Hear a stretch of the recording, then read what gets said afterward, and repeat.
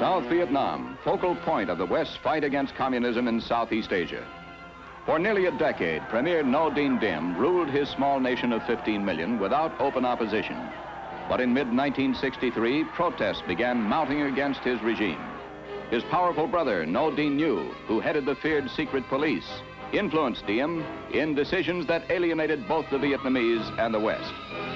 The United States poured $1 million a day and 16,500 troops into the war against the Viet-Cong guerrillas.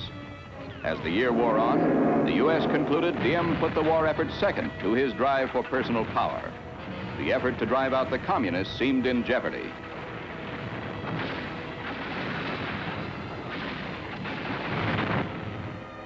Students and Buddhists rose against oppressive measures by the Roman Catholic Diem family. 2/3 of the Vietnamese are Buddhists. Nhu sent troops against them, killed some, arrested hundreds. But the uprising mushroomed. Buddhists marched. They starved themselves, burned themselves to death. Outspoken Madame Nhu went to the United States to defend her government's actions and to attack the U.S. policy. At home, Nhu increased his oppressive tactics. He went too far.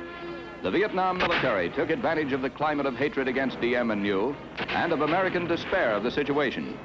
In a swift coup, they swept through the streets of Saigon, overwhelmed loyalist forces, and seized key buildings.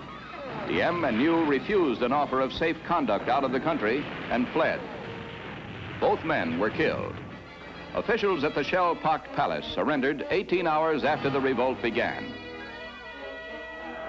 At news of the Diem ouster, tens of thousands of citizens poured into the streets in a wild celebration. Exuberant crowds tore down statues associated with the Diem family.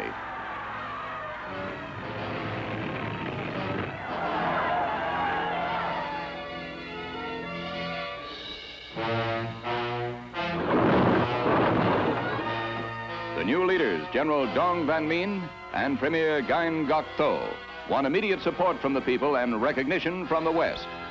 They proclaimed religious freedom, released hundreds of Buddhist prisoners. They promised free elections and stepped up the fight against communism.